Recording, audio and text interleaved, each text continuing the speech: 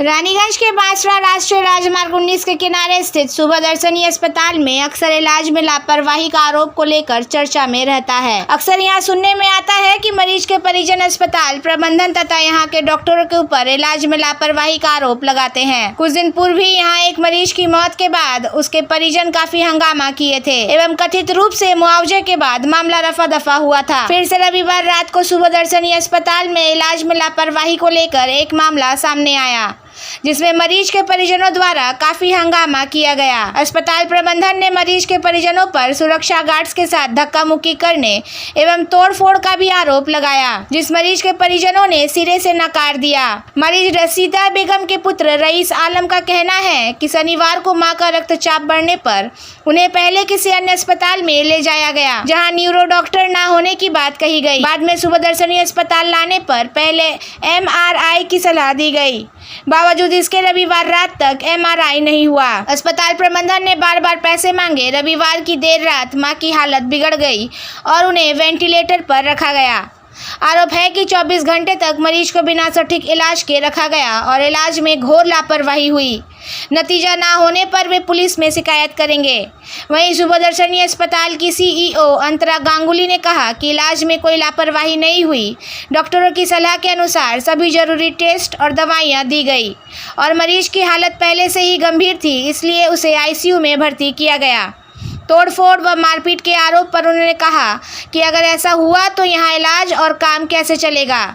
Test तभी हुए जब डॉक्टरों ने एडवाइस दिया और पैसे की मांग का आरोप उन परिस्थितियों में आधारहीन है। हम जो है माँ को अपना आज है सोमवार ना शनिवार के दिन भर्ती किए हॉस्पिटल में। क्या उनको तो प्रेशर थोड़ा हाई हो गया था। प्रेशर हाई होने के बाद हम उनको लेके आए, लेकिन एडमिट किए। एडमिट कराने के बाद यहाँ पे बोला हम स्वास्थ्य कार्ड से आपका सुभदर्शनी हॉस्पिटल, तो हमको बोला कि कार्ड से कराएंगे। बोला कार्ड से आपका सिर्फ जो है ये होगा बेड भाड़ा, बस यही सब है और कुछ है, बाकी जितना आपको अफोर्ड करना होगा। हम बोले ठीक है सर हम करेंगे। उसने एडमिट कर दिए। एडमिट करने के बाद हमको बोला 10,000 जमा करने के लिए। हम 10,000 रुपये जमा भी करा दिए। उसके बाद गए दूसरे दिन हमको 4,000 रुपये का एक दवा लाने के लिए दिया। वो रिसीप भी मेरे पास है, वो रिसीप है, हम दवा भी ले आके दिए हैं। फिर हमको बोला MRI के लिए 8,000 रुपये लगेगा, उसको भी पे कर दिए। सब पे हो गया। रात में बोलता है पेशेंट 6 बजे तक हमको बोलता है डॉक्टर, ये लोग बोल रहा है। डॉक्टर के लोग दिखाया तक नहीं है, सिर्फ पैसा मैनेजमेंट खा रहा है। हाँ डॉक्टर से बात की है। डॉक्टर बोला मेरे से हमसे कोई कंसर्न नहीं है, मेरे से हॉस्पिटल मैनेजमेंट का डॉक्टर से कोई कंसर्न नहीं है कि ये पेशेंट है, ये पेशेंट को देखना है। डॉक्टर अभिजीत मंडल नेरो सर्जन है, वो बोल रहे हैं कि हमसे कोई कंसर्न नहीं है, हमसे लोग कंसर्न नहीं किया। रात में आके बोल के क्या बोले पूरा भूल मैनेजमेंट का है। मेरा पेशेंट को खराब करके अभी क्या किया है कि हम लोग रात में 2 बजे गए, उसका वीडियो मेरे पास है। 2 बजे का वीडियो मेरे पास है और अभी जो है वेंटिलेशन में डाल दिया है पेशेंट को। मेरा पेशेंट को वेंटिलेशन में डाल दिया है। इसका जवाब कौन देगा? अभी हॉस्पिटल आए हुए हैं, हॉस्पिटल बिल भी लिया गया, एडमिट भी किया गया, सब कुछ किया गया। हाँ। डॉक्टर को पता नहीं है कि नहीं, रिसीप्ट भी नहीं दे रहा है और उसके बाद जो बोलता ऑनलाइन भी नहीं लेंगे, आपको कैश देना होगा पैसा। डॉक्टर को पता ही नहीं है। डॉक्टर को पता नहीं है। नहीं डॉक्टर अपना बयान दिया है। अच्छा। डॉक्टर बोला है कि हमसे कोई कंसल्ट नहीं किया गया, हमको बोला ही नहीं किया है। अभी पेशेंट का क्या कंडीशन है? पेशेंट का कंडीशन बहुत खराब है अभी। अच्छा। बहुत ही खराब है। वेंटिलेशन में डाल दिया गया विदाउट परमिशन। क्या चाहते पेशेंट पार्टी से विदाउट परमिशन डाल दिया गया है। तो आप उसका जवाब मैनेजमेंट दे, क्यों किया है? क्या चाहते हैं आप? चाहते हैं कि उसका सुधार कैसे होगा बताया जाए। डॉक्टर बताएगा, उसका टीम बैठेगा, वो बताएगा। रसीदा बेगम कहाँ के रहने वाली है? तार बंगला रानीगंज। आपका नाम? मोहम्मद रईस आलम। এটা কেউ যদি বলছে গাফিলতি আছে, গাফিলতি has to be proven, negligence has to be proven.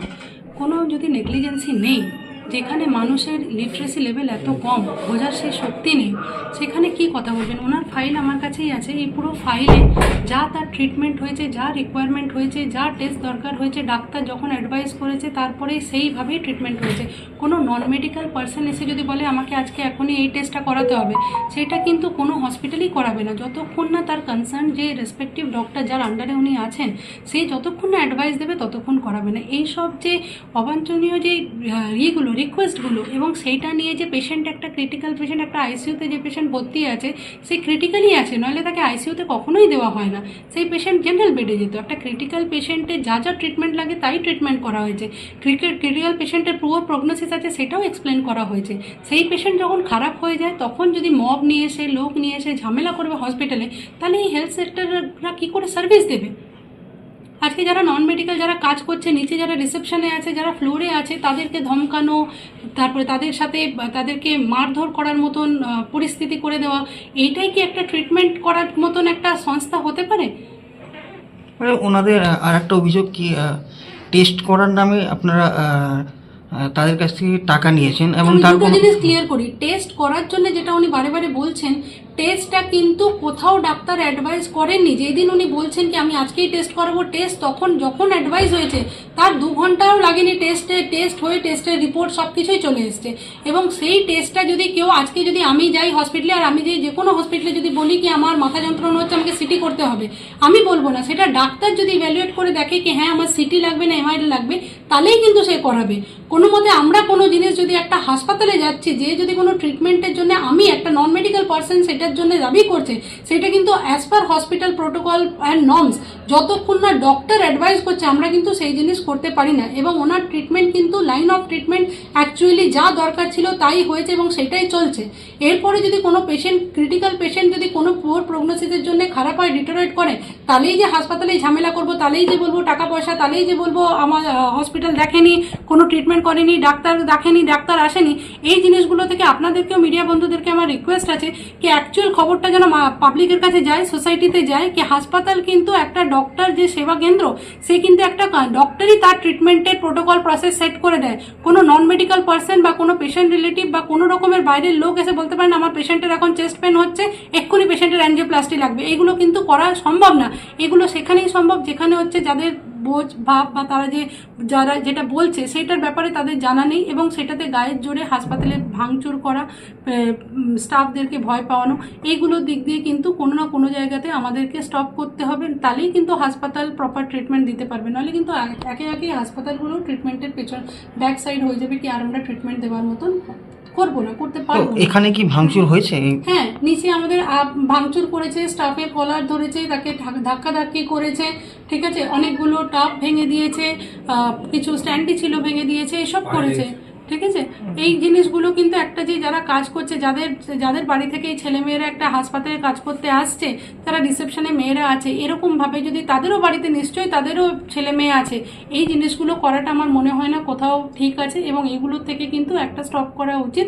তাহলে সেবা কেন্দ্রগুলো কিন্তু আর সেবা দিতে পারবে না, তাদেরকে কোনো না কোনো জায়গায় এদেরকে রিফিউজ করতে হবে কি যখনই দেখবো কি এরকম লোক আসতে, তাহলে হাসপাতাল আগেই বলবে এখানে ট্রিটমেন্ট হবে না। সেইটাই কি সোসাইটির কাম্য?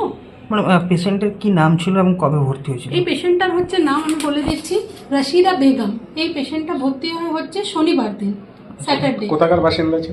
এনারা হচ্ছে টিকিয়াপাড়া, एमसी रोड, रानीगंज।